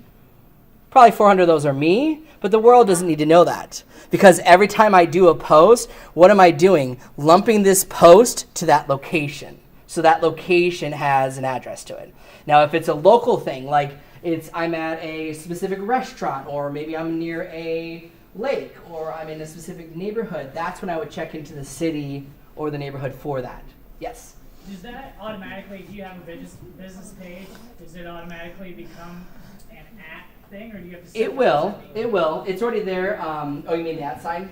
No, like you have For the location? J Team Fort Lauderdale, blah blah blah, and I've seen it for other agents too. I just don't know if I have that or not. You do. That was the username. So when it says to do a username, you have one. I was on yours. So it would just say like mine, since it just says Jordan Moody, it'd say I'm at Jordan. You're at Jordan Moody, most And likely. it wouldn't say like Fort Lauderdale real estate, so I would have to add that if I wanted to like. No. create a- What I would do for yours is, if anything, at minimum, add the word realtor to it, or real estate agent, or real estate team, something to it, so I know you're Jordan Moody who does what. To me, it shouldn't just be your name. You got to at least tell me quickly in your name. I should figure out either what you do or kind of what your work is. And then location-wise, like I could check into Fort Lauderdale if it was a post about all of Fort Lauderdale. Here's the market stats for Fort Lauderdale. If it's something general like top 10 tips for your listing your home, then I would check into my team page. This is where you can choose your preferred audience. So I also can choose it to say audience restriction. I don't want to show it to these people. Or preferred, I can actually narrow it down to only show in a specific location. Or you can tag a product. So your business page is going to let you post different things. I definitely recommend you check in. What's the worst it's going to do? 500 people over the year checked into your business page? Yes. Part of the change was they got rid of the preferred logins. They did change that? It won't come up. Okay, so now they're letting you choose one. I wonder if it's some of that's going to change. Maybe I have to choose one in there. No, people who are in groups, there's different ways. We'll talk more about really getting into specific person. I don't really worry about that. Most of my posts are business page specific, and then I'll share it to my personal when I'm done with that. So I'm going to keep showing some examples so that I can show you how to physically do them as well. Because I think that's really going to help you, is not just here's what Jay posted today. I want you to really see what people are using and see their interaction. Are we good with the examples? Is this helping? Yes. Do you find this helpful? Perfect. All right, so here's what Facebook wrote recently about it. And what I like is that they just highlighted what does this change really mean, right? We talked about the algorithms changing. So a friend or family member commenting or liking another person's photo or status. You might start seeing that first. Because if I deem you're my family, you're my friend, and you find something relevant, I'm likely to find it relevant. So Facebook's going to start showing that. So as a business, if I'm sharing great content, top 3 ways to stage your home and going into there, right? Is that more likely to get in front of their friends if they like it and get in interaction with it, right? A person reacting to a post from a publisher that a friend has shared. So that would be, you want to get that engagement from other people liking your business page or liking something you've done. That will show up as well. And then multiple people replying to each other's comments on video they've watched. So as people start going to that conversation theme, have you ever watched a video just pop up in your news feed because 3 of your friends were commenting in it? That's kind of what's starting to happen now, is they're saying, hey, there's a conversation around this video. Maybe you want to watch it and get involved with it. So they're going to start changing it from there. That's directly from Facebook. Now this is going to tie into the ad class next week, but I kind of like this from Lori Ballin's standpoint. If you haven't followed her, she's an agent in Las Vegas. She does a lot with social media. She's a Google SEO queen. She knows all this kind of stuff. She sells her systems. And what I like about Lori Ballin's post here, this is a paid ad, so we'll talk about that next week. But she used a little bit of graphic in there, and she kept it simple. Real estate listings have just updated. See what's for sale today in Vegas. House icon, finger pointing to the right, and then it's a link with a nice kitchen in there, right? Don't people like kitchens? Of click here to view the most recent updated current listings. All it's going to do is take you to our website and show you the most recent sales. Yet, could you see how, as a consumer, you might be enticed to click on that? Oh, it just got updated? I want to see the newest list. Not logically thinking my website does it automatically. So I like that that was clever. Have you thought about that once in a while?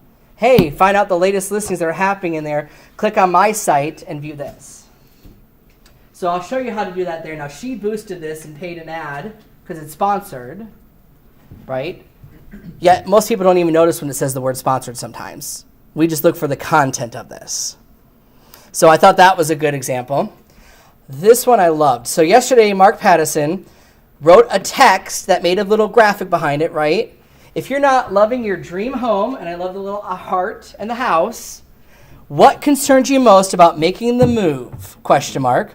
Please share below with a down arrow. Here's why I like this. What did Facebook just say that they're going to reward you for? Interactions, people who comment and comment back. So why I like this post was he did that. Not only did the person say this process seems overwhelming, I agree, but thankfully we sell lots of homes. So this is just every day for me. This stuff is easy peasy like the CoverGirl commercials.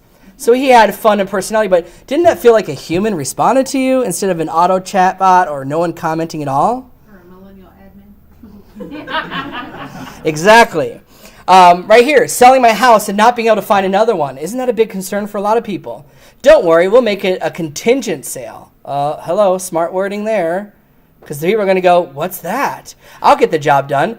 I love this. Ask my client, John Neely. What did he just do? He tagged a client to say, ask them what they think about me. Genius.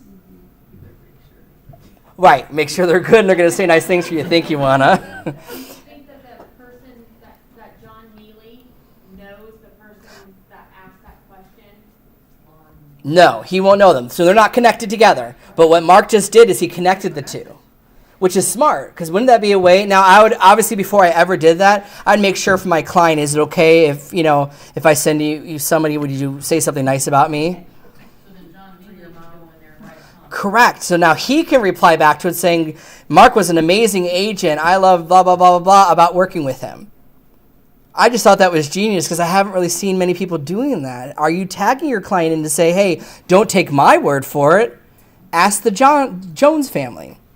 Now, of course, get permission before you do that. But I love, he's actually commenting. He's a real person.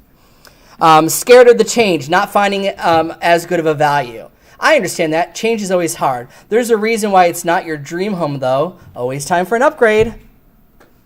Again, smart. Hello, maybe you just need to stay in the home you're in, and let's talk about getting more value for your home or getting what you want.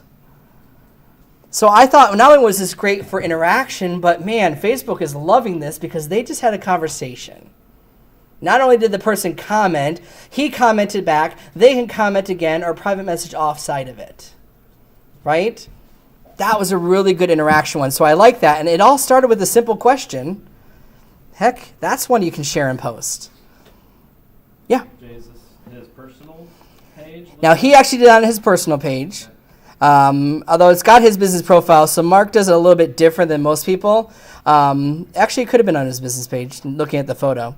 I want to say his personal has a different photo as well. Again, why it's important to have your branding inside the name, because I can't tell the difference. I don't think people can either. But that was a really good one there. So let's go back here. Okay. It doesn't like zooming out. All right, so is that something you guys think you can post? What's the question you would ask? How do you get engagement on this? There we go. Okay, so we did the comments of this. Okay, so Nikki did this yesterday. Who saw this post? That was funny. All right. I'm not saying I condone this type of post because technically she's kind of bad-mouthing dog owners if you don't want to be a dog owner. So Nikki's dog brought into the house a dead bunny into the closet. Right, everyone's making their faces going, oh my gosh. But Nikki's like, okay, first off, 52 interactions, 29 comments, and she said she heard from people she hadn't heard from in years. For whatever reason, it sparked a conversation and started showing up for crazy people. I'm not saying that's the right post to post, but I want to bring that as an example. Now, this is on her personal page, so I will preface, yes, there's a difference between the business and the personal. She's on her personal page, but she's sharing this. There's Beverly's comment. But I only saw one comment, 52 likes. I would have known nobody else was involved with this, and the only person I would have saw was Beverly. And that's probably because we're mutual friends, and I saw her post. I didn't see any of these people here, and I didn't see any of the other comments unless I clicked there to view them. So that got something, and I have to laugh at the little icons, not the bunny, just the little puke and the little mask thing, because that was very funny. Right? Now this one I love. It was so ridiculous. The simplest question, yes or no to the cow, #indecisive. Okay, I've not seen a post like this in a while. It's utterly fantastic. Okay, there we go. But look, 75 likes and little emotions, but 87 comments. He reversed the normal thing that happens. You get a lot of likes and no one comments. This yes or no question of something crazy got a lot of interaction and allowed him to go through and comment to 87 different people. Oh my gosh, yeah, we decided to keep it or whatever. Right? Sometimes for personal use, people post funny things just for the interaction because the next time you post a real estate post, they'll see it because now Facebook says you two are having something in common. Your next post I'm going to share. Right? So naturally doing that. Now, is there something either in your house or at a client's house you can post and ask, do we keep this or do we not? Be careful not to offend the client. Right. So do your own house. I'll go to Juana's house and post something that I don't like about her house. How about that? You have my permission. Yeah. Go into a showing and they have a phone on the wall. What is this? Picture of that and be like, who knows what this is? Right. I've seen that. I've seen people do that for phone booths. Right? Is there something you can walk in going, oh my gosh, like how many of the homes are time capsules? I would totally rock it and take advantage of that. Who's digging this shag carpeting? You know, bring out a pair of go-go boots and take that as the picture. Put your go-go boots on and come on over to this open house. That would get a lot of interaction. Are you having fun with it, right? And to me, I always had the philosophy, keep it positive. If it's something that tears someone else down, there's enough of that in the world. If you're the positive light in the world, are people more likely to want to work with you? My mornings start off with a positive quote most of the time. I start it from Instagram, say go to Facebook, and I get a lot of interaction from that. People not looking to buy or sell, but they'll comment, thank you, Jay, I needed to hear that positive message today. So if you're going to be strategic about it, either have fun if you want to have fun, be positive if you want to be positive, and keep it light and fun. So I thought that was a great one, that we all can do a random yes or no question on something. Right? Do you like this tie? Do you not like it? Now, I would probably have more fun with it. So, Dustin. Who has seen Dustin's stuff? Dustin gets a lot, and I like this one. Now, he did it to his personal page, shared from his business page. This is what it looks like, by the way. When it was posted on his business page, and he shared it with a simple thank you, it says, Dustin shared his real estate team's video. So that's how people know on their page that they can hit the like button if they want to. So you're enticing people who you don't know to maybe like your business page if they want to. Now, I like this because I've watched his other videos, and they're good, but this one on its own got 286 views. 286 people watched more than 5 seconds of this video, because that's what they consider a view. More than 5 seconds. A quick scroll doesn't count. But if I at least stop and see a little bit of it, but because it started off with gratitude did very well. Do you have a gratitude message for your clients once a year? Do you wait till Thanksgiving? That one did very well for him, and it does the autoplay. And what I would challenge Dustin to do is I think this view would go higher if he added the text, the closed captioning over it. Because that's the new thing to do. I'm going to show you how I did that with mine. So that was a good video. We showed his business page. Okay, who knows about Dustin's listing contest, or his pricing contest he does? So when Dustin gets a listing, before he puts it on the MLS, before he puts it anywhere, he doesn't give an address. He gives an area and it shows something of the home, a tour, and says, guess the price. And he runs a contest with that guess the price. He says that if you guess the person closest, gets a $100 value prize, second one gets $25 gift card, and third gets a thumbs up. It's ridiculous. But do people like contests? Do they go crazy for things like that? Do you think he gets a lot of interaction with this kind of a post? Well, he got this much interaction. So Dustin came to me and said at the last Facebook class, Jay, how do I promote this in front of more people? And I said, well, your video is just literally him walking around shaking like crazy. But people watched it because they wanted the money. They wanted to win something, right? The competition. And I said, why don't we just add the captions at the bottom so that people who don't hit play can read if they want to. That's what's happening more and more. I find myself doing it. I always want to hit play and hear the noise if I'm in work. But for whatever reason, my eyes will just start reading the captions. And I'll watch the video not knowing I'm watching it because the captions are there. It makes a big difference. So this one, we boosted it and ran it, and Dustin got, how many, oh, come on, doesn't like Zoom, 3.9 thousand views, 3,900 views. And if you go into his ad manager, over 6,000 views, because he boosted this one. It's the highest views he's ever had on one of his posts. Now, he gets interaction from his friends because he's done this a few times. And I'll tell you, the first one wasn't great. This one was even kind of like jerking it all around, like you're getting seasick watching it. But the premise was great. Do you have a contest? Do you want someone to help name this house? Do you want someone to do something with it, right? Have fun with it, find that way. And then when we promoted it, he got 4 shares, 11 comments, and 3,900 views. It's great. More people know about him now because of that. And they might look for the next one, and the next one, and the next one. So that's one of those things to start thinking about when you do your video. Next week, we'll talk about how you promote it, how you can boost that post. But you have to start with a post that's relevant to want to boost it anyways. If it's a post that you're not getting comments or likes or no one's engaging with, I'm not going to spend money on sending it to the whole world. See? Exactly. Patty. Yeah, I'm going to show you that. I've got a screenshot of it because I did that for mine earlier today. So here's another one from Tara she did yesterday, and it didn't show here, but this was actually a video plus photos. This one really stood out to me because not only did she do kind of the same thing, just listed this exclusive island, right? 1.8 million. Who doesn't want that? She included icons for new construction, custom chefs, GE profile kitchen appliances. I mean, a little island with there, a $sign next to the money. I mean, graphically, that was just like a fun little flyer by using the text and icons. Right? And down below, yes, she's got the photos here to look at, some beautiful photos. This one was a video. So this was playing while these were all still sitting here. Meaning I can explore this, but in one quick view, might I want to go see this house? Versus if it was just this one picture, I don't know if I want to go see it. But looking at the spiral, looking at the water, looking at that one little thing. So how do you do pictures and videos? Sure, I'm going to show you that because, yeah, there's a lot of different ones to add. It's when you're adding the photos, you can choose more than one. So I love this, and it does even like a carousel view. There's all kinds of great views of it.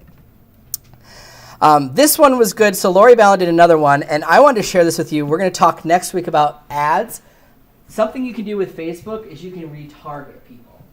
Meaning I can run an ad that only talks to people who went to my website, who physically clicked outside of Facebook and visited my website, or who liked my page. So you can run what she calls retargeting, meaning thank you for visiting my site in the last 24 hours. Here's something else that you might need to know. Or do you want to schedule a showing? Do you think she can get more faster results by going after people who went to her site once and said, thanks for visiting today. I'm so happy you were there. Here's how I can help you. So in this one, I will show you the next little post of it, but for her, she spent $35 in a week, and now it's her top traffic page that never from Google, Facebook, it's just a retargeting ad, meaning they already ran an ad, they looked at the first ad that said this home listed in the last 24 hours, and then she targeted again to all the people who went to her site and showed up again in them. Kind of that cyber stalking in a way to say, hey, man, I'm seeing Lori everywhere. I'm seeing Jay everywhere. I was just on their website. Now I see them on Facebook. Now they're in my email. Have you had that happen to you? That's what the ads can do for you if you do the retargeting. So we'll show that next week, but I liked her post. That's why I did it here. Post. Her post, kind of the same option, but I like the texting better. She used the icons and kept it simple, like bullets. Use those as bullet points. That was smart, right? Just added to the Las Vegas website. New homes. Hot. Las Vegas is hot. Move fast. The little money. Financing options. The little pin, right? See homes on the map, and a little arrow saying, let's go shopping. Call me. But I like this text in the link. Just listed homes cheapest first. Is that a word I might look for? What's the cheapest home in this neighborhood, right? It's a different way of like from high to low or the most recent and stuff. I haven't seen even her post something that says cheapest first. I like that wording. So that might be another way of saying, hey, I'll show you the cheapest home in this area. Or maybe it's, here's the home of the week. Here's the lowest valued, home or lowest priced, highest value home in this neighborhood. Are you starting to get ideas of different things that you can do? Or if you're posting right now, ways that you can tweak the post or do another version of a post. That's why I wanted to show all these examples. Yes, Patty? So what is Facebook's rule as far as posting like listings? Because if we all went out and posted our listings on Facebook. Yeah. When it comes to the listing side of it, it's really your board and IDX rules. So, like I know around here you want permission. So if I didn't have a listing, I'd want to ask, hey, Jordan, would it be okay if I post about one of your listings? I'd want permission. So if it's your own listing, you don't need permission. But if it's a listing of someone else's, make sure you get permission, something in writing saying, hey, it's okay. And a lot of people around here don't understand the Facebook, so they would let you. If it were me, I wouldn't share it with you. Because at the end of the day, don't I want the leads on my sign and my listing? So I would look at it as if I have a marketing strategy to take advantage of Facebook, I'd want all the leads coming to me. So my listings, I won't share with you. But most agents around here don't know that, and they'll share anything with you. I don't care. Get it sold. It's true. And if they don't want to, that's great. Go to someone else. Someone else will do it. But I would always ask permission and make sure that you're not violating the rules. Now, I wouldn't point to that person's website. I would point to my website, but I would make sure I had written permission to use that listing. Facebook isn't involved in that yet. Some things will change to that later, I'm sure, but right now Facebook is kind of taking a step back from it. You might get a warning now about, are you, because they don't even use the fair housing rule, but they'll say, are you, discriminating against race or age or different things there. Like they'll warn you now on some of their stuff, but they're not really involved with the housing rules yet. So you check with your local board and the FREC things there. So someone had asked me, how do you add captions to your video? And I'll show you we'll do a post here because we're running low on time. This was my video this morning. So if anyone saw it, I shot a video, I put it on KW Connect, and then I wanted it on Facebook because it was just a simple 3-minute version of the changes. What are 3 things you can do to strategically show up in Facebook? So what I did is when you're done, it now gives you an option. Your video is uploaded. Would you like to review captions? It actually suggests it to you. So if you do a video in there, it's going to suggest it. I recommend you do it. I actually didn't have to type all this out. It does a pretty good job of guessing what you said. And then each one of these would let me play that little clip and make sure this text was correct. So this part maybe took me 3 minutes, 5 minutes at that. If it's a really long video, keep your video short. This is a little bit on the longer side, but it was 3 tips. So in essence, it's 1 minute per tip, but not too bad. And then I can play each one and make sure it's correct and then save it to the video. So for Dustin, that's all we did. We had it do it automatically, try it, and then we went through and verified he said the right things, hit save to it, and then it automatically adds the text on top of that video. And that's just once you actually upload a video, it'll do that. So once you have to upload a video first. So when you're on your business page and you upload a video or even on your personal page, it's going to say, what do you want to do with this video? At the end of it, it says, congratulations, your video is ready. Do you want to add captions? Click here. And then you'll be able to type it in. And I definitely recommend that because if anything, at least if I'm on my phone, I can read it if I don't want to hit the play button.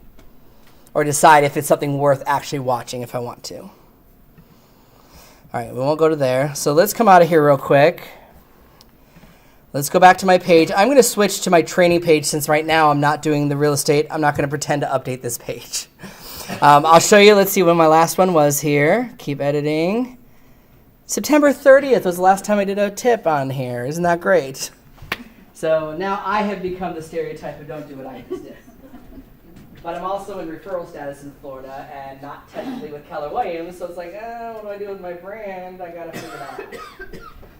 So this is an example of something that I posted, right? I have a buyer tip in there. It's a video that will automatically play. And this was a video I did through KW Video, right? KW Video is a service that we have that gives you 6 free videos a month, and then you can pay for subscription to make your own videos.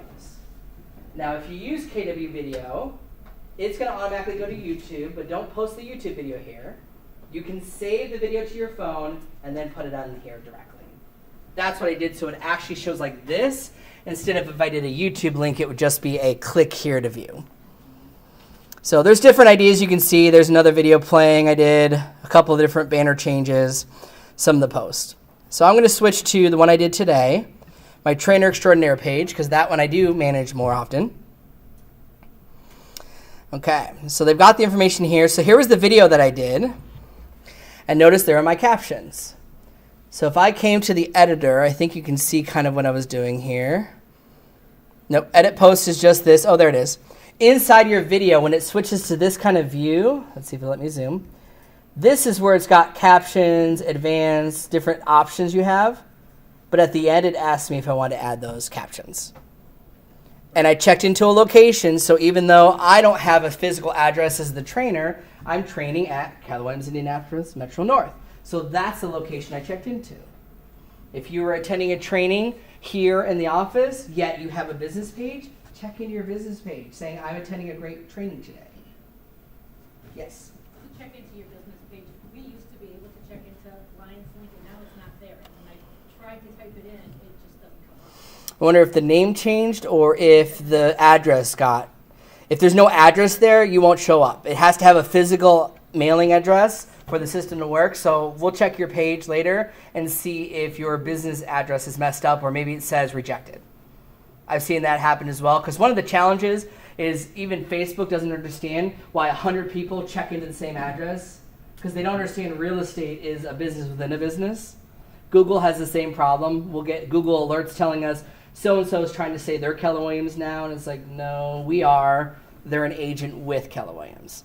So it's probably around your address, most likely. I can change the location there. I can do a set date and time of my post. Scheduling. Your personal page won't let you schedule a post. Your business page will let you schedule when that post goes out. So while, yes, there are services like Hootsuite that can do that for you, the downside of the Hootsuite is Facebook realizes that that's not you using their system, and they don't give you as much exposure as you doing it yourself. The workaround, though, is I can maybe on Sunday, and I've done this, schedule a week of posts, and on Sunday, schedule it to say, okay, here's Monday's post, go at 2 o'clock. Here's Wednesday's post, go at this time. And I can do a week's worth of content on Sunday. Was there a preferred time to post when you get better results? So on page 10 here, I don't agree with these necessarily, but statistics have shown 12 to 1 o'clock on Saturday and Sundays is a really good time. Mostly because that's when Facebook has the most amount of users on at the same time. They also said 3 o'clock to 4 o'clock on Wednesdays, end of the day, people are getting ready to go there. And then 1 to 4 p.m. on Thursdays and Fridays. People are on weekend, ready to shut down mode. To me, your clients are going to be on different times. Myself, I found I got more interaction if I posted around 8 to 9 a.m. throughout the day than if I posted at noon, 2 o'clock, 3 o'clock. My clients in my sphere tended to be more active throughout the whole day. Like they kept it going by someone else hitting like and someone else hitting like if I do it in the morning. You're going to have to discover what's best for you based on your clients and what gets the most interaction. That's the one downside. There's no exact best time of the day to post because we'd all be doing it. But that's what they say in here, so I wrote it at the bottom of page 10 of what those ones are. And I also wrote in there the 80-20 rule of what to post, what not to post. The other thing the video is going to ask you to do is tag. Now, tags is a little different. This tag is what is a Facebook deemed tag. So I did for this one with social media and marketing, Facebook and real estate, because that was kind of the tags. I couldn't find everything. Like I couldn't find Carmel in there. It didn't have everything. But the goal being to tag your video to say where it is. Yes? Going back to what you just said about if somebody likes your post, it keeps it going. Mm-hmm. Is it liking it or Right now, it is weight the same. As long as somebody hits the like button, then their friends might have a chance to see it. If they leave a comment, that person's friends might have a chance to see it. And if they hit the share button, definitely their friends are going to see it because they physically took it from your page and shared it to theirs. All three of them are going to count the same. So if my post started in the morning, and then maybe at noon, my mom liked it, then my mom and her friends are going to see it, and it's going to kind of keep the post longer within my Facebook newsfeed.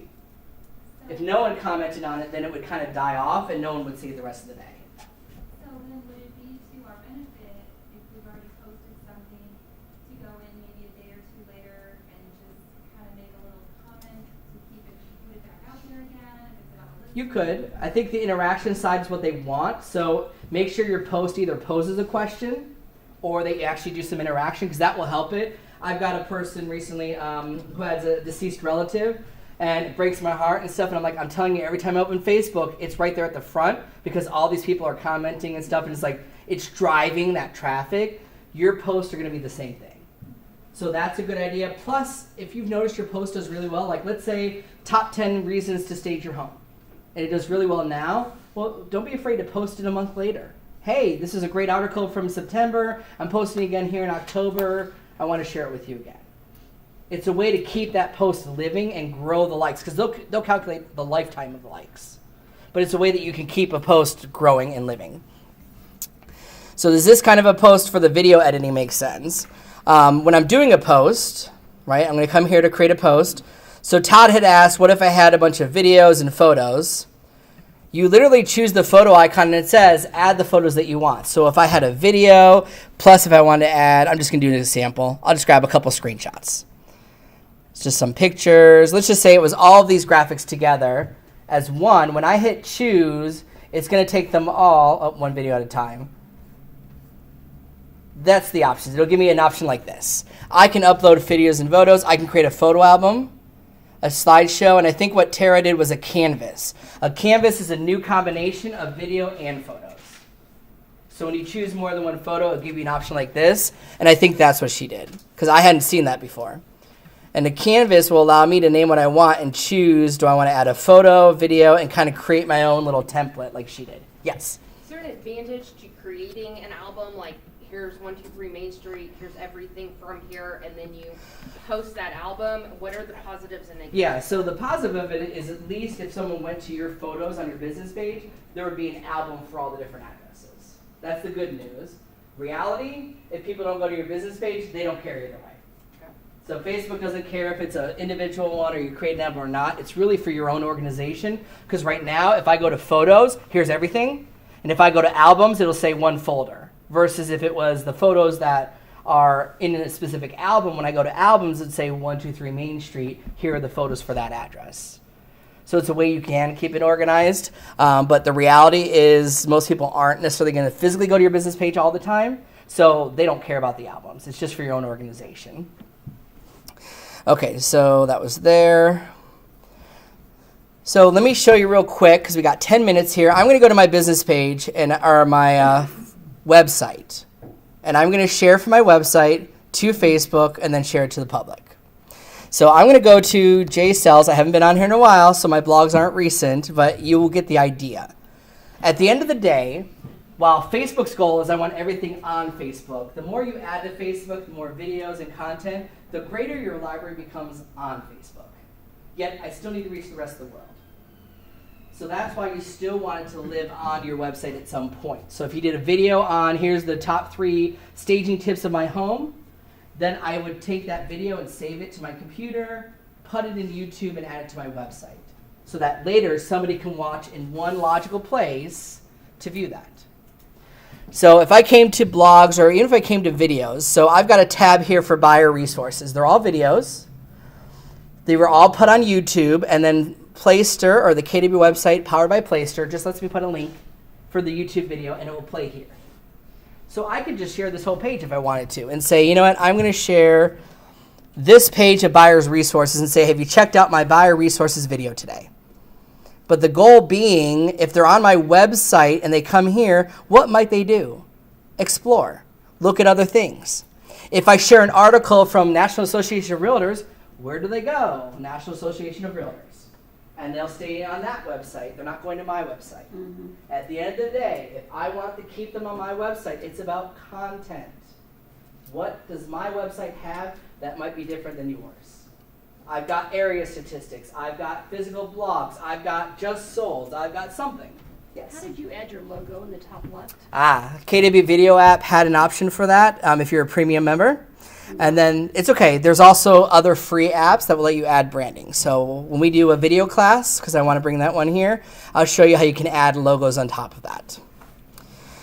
So when I do my post, I always want to get it from my website. I want the source to live on my website. So I'm copying the link from the address bar here. I'm going to go to my Fort Lauderdale page because I don't want to post on my trainer page. So I'll go to the J Team Fort Lauderdale. So let's do a post here of buyer's resources. You don't need to do what I'm doing. For whatever reason, I just felt like that in bold kind of stands out. What is this? And then I'll write a description below. You're going to choose how you want to do it. So I might say, have you checked out great video resources on my website? Tips and tricks for buying a home in South Florida. Right? That would kind of be a text that I would put in there to make sure, first off, you know what this is. I might add some icons to say I want to add a graphic of a house if I wanted to. I'm going to definitely check into my location because this is about me. And then I'm going to paste my link. Now, I would type your text first, and when you paste your link, it's going to try to fetch a preview. This one caught one, but it's just a picture of that logo, and it doesn't really look well. So I probably want an actual picture to add there to say, hey, here's some buyer resources or a graphic. So you can tell Canva to make a graphic on that page 8 in your guide was the dimensions of a post, what the graphic should look like there. For me, one of the things I would do is if it's here, I might just take a picture of one of these.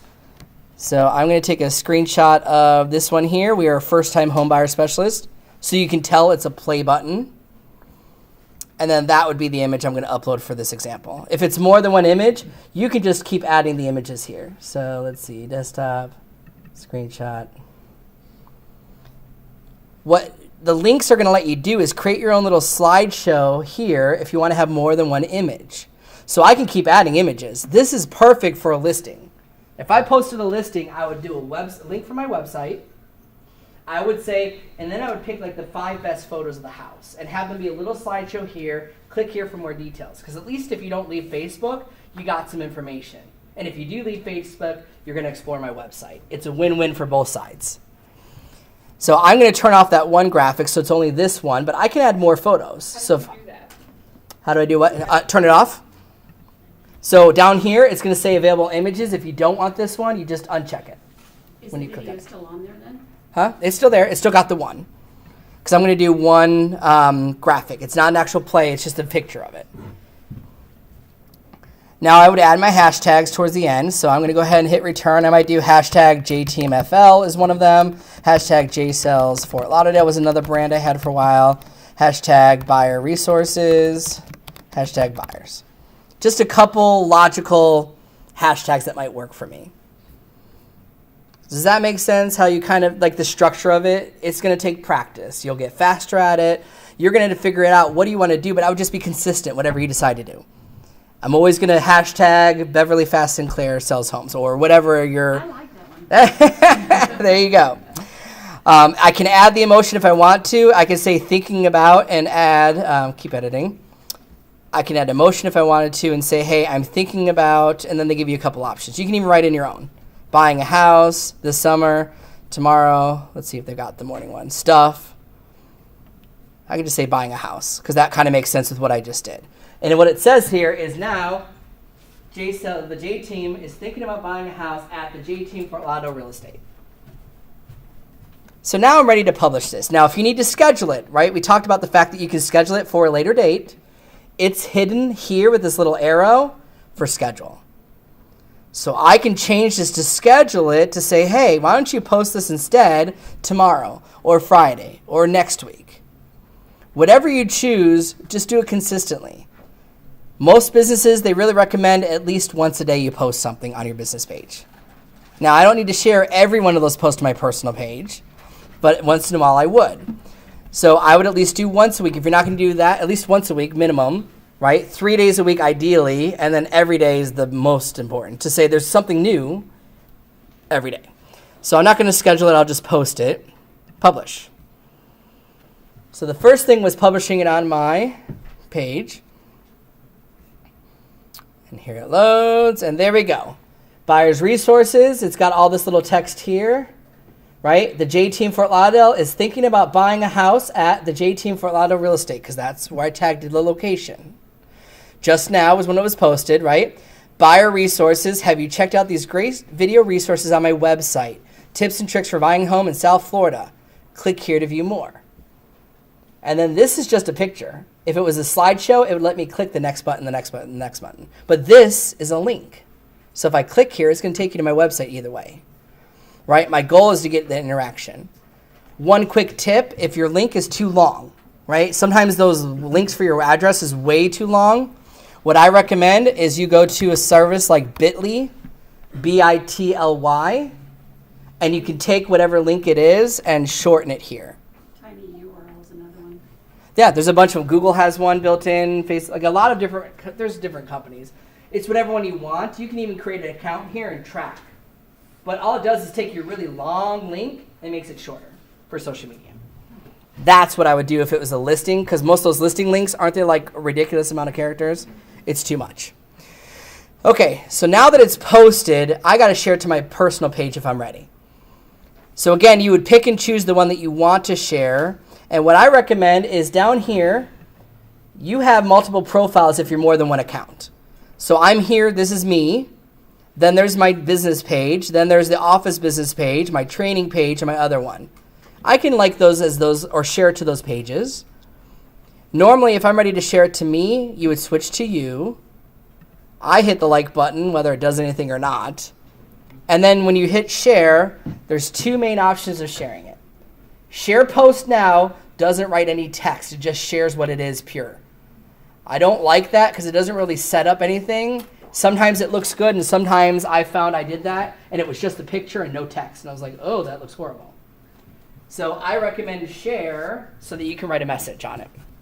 If you choose share, then it's going to have your post down below, and I can write something about here. Have you checked out my buyer's resources? Right? You also can uncheck this show original post if you want to post it like you're posting it directly. You can sometimes do both. For whatever reason, sometimes that include original post option isn't there to uncheck, like for some videos. But sometimes what I'll do instead is highlight all my text here and just post that same message. And this one, I might just post, have you checked out my buyer videos? And just leave it short and simple like that. Are you thinking of buying a home? We're just about done here, guys. All right, thinking about buying a home. I'm going to post that to my personal. Again, check into your business page, because doesn't that count as 2 check-ins? So now I'm at 464 people have checked into my business page.